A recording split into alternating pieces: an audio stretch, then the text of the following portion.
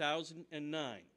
Silburn holds an MBA in Finance and a Master's of Science from the University of West Indies, Mona, and an MSc from the University of London. He is currently enrolled in the DBA program at Mona School of Business with research interests in entrepreneurship, culture, knowledge, and development. Please welcome, with a big round of applause, Mr. Silburn Clarke.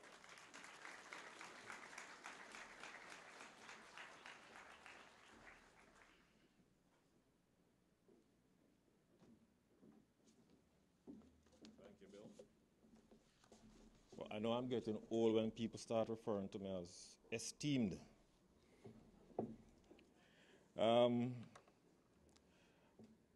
I've been instructed by the chairman to say all protocol observed, but I just want to single out Joseph Howard, Valerie Grant, Bill Meeham, and the executive of URISA for the fine work they have been doing, and I encourage them to continue along that track.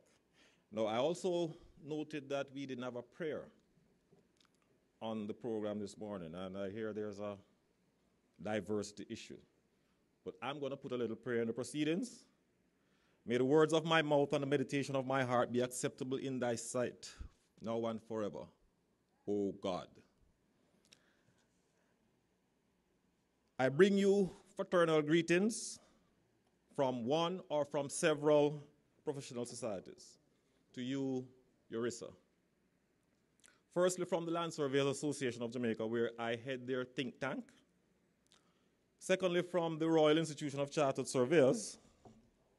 And finally, but not least, from the Jamaica Computer Society, where I currently sit as president. URISA, at its core, is a professional organization, and Valerie reinforced that earlier. And Joseph Howard also referenced that. It's a forum for like-minded professionals to meet, network, share experiences, and generally support each other's professional development. I charge your executive to continue to guard and protect that ideal and that philosophy. Now, this morning, I have a talk that is formally titled Strategies for Professionals in Reshaping Caribbean Economies and for Global Success. That's a long title. The short title is Likkle but Tallawah. And I'm not sure how many persons know what Likkle but Tallawah means now, but I trust me when I say that by the end of the presentation, you'll know what Likkle but Tallawah means. Give me 1 second.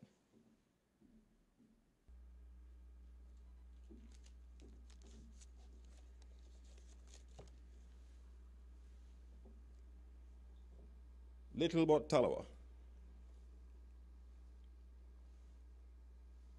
The outline is going to follow 6 subheadings.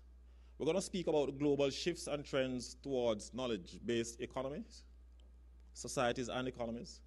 We're going to talk about how successful businesses can participate in the global value chain. We're going to talk about the role of the knowledge worker in building sustained competitive advantage within businesses, whether public sector or private sector businesses. And then we're going to talk a little about quantum leaps. And this is where the Likkle but Tallawah part of it comes in.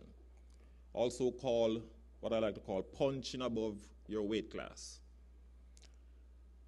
There's going to be a call for Caribbean Jazz Professional Association, for a Caribbean Professional Jazz Association to be created, to evolve from URISA Caribbean, to be partnered with URISA, to allow for Caribbean knowledge flows to be speeded up.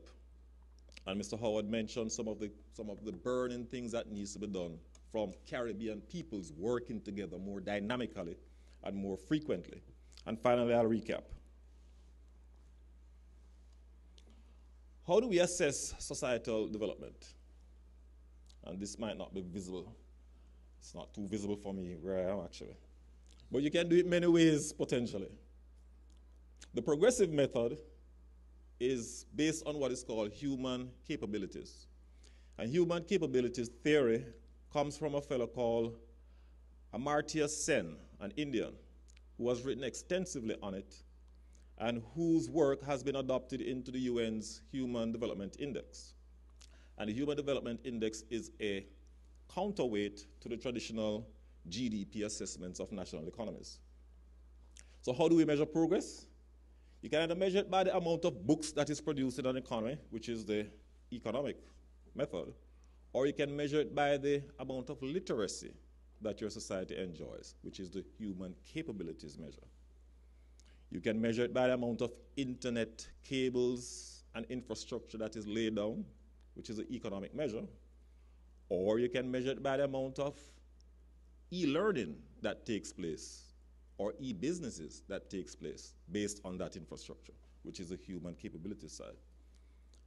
You can measure it by the amount of GIS software that is pushed through the region, and that is the economic investment side, or you can measure it by the amount of qualitative enhancements in our various communities across the Caribbean that takes place as a result of GIS being more pervasive.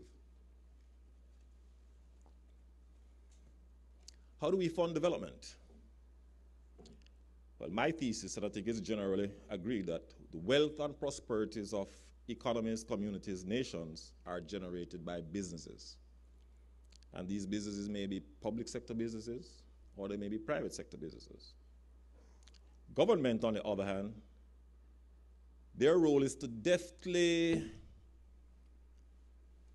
allocate these surpluses from business activity in such a way that there's a good balance of the deployment of these resources to support societal objectives.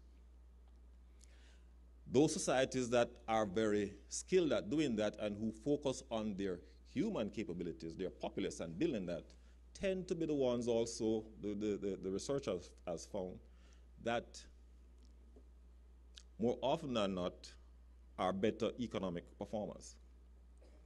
An enlightened business class, as a partner to the government, acting through its own self-interest, also can enhance the lives of its employees, its members, and its broader constituents through its own socially responsible behavior. So wealth and prosperity comes from the business class, overwhelmingly. It doesn't come from, and I know I'm going to get controversial here, it doesn't come from foreign direct investment, which has an attendant lag of net outflows from your economy. It doesn't come from what I call the fickle foreign portfolio investments or foreign portfolio investments of the equity type or of the debt type that comes into the economy seeking for quick returns and then come back out. Again, they're not long-term, and they don't support long-term economic building. And it doesn't come from multilateral or bilateral debt. And Jamaica can speak to that quite clearly. We have pursued what some economists call a debt-propelled, or we'll call it debt-propelled economy. And it has not worked. Our debt is now at 136% of GDP, and our economy is not anywhere near growing. So FII, foreign investment, foreign equity investment, foreign debt investment, or multilateral debt can support what is taking place in an economy, but it can't grow your economy. Primary focus on source of national wealth has to come from the creation, enhancement, and preservation of wealth created by your national business class, whether that is public or private.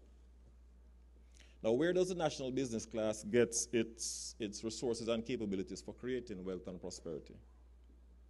Through knowledge, through ideas, through creativity, and the conversion of all of that into innovative products, innovative processes, innovative businesses.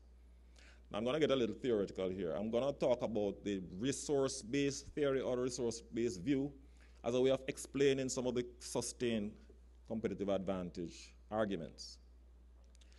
The resource-based view, which is from a scholar called J. Barney, says that if resource and capabilities in your businesses are valuable, that is, they are traded for money, they can be traded for money.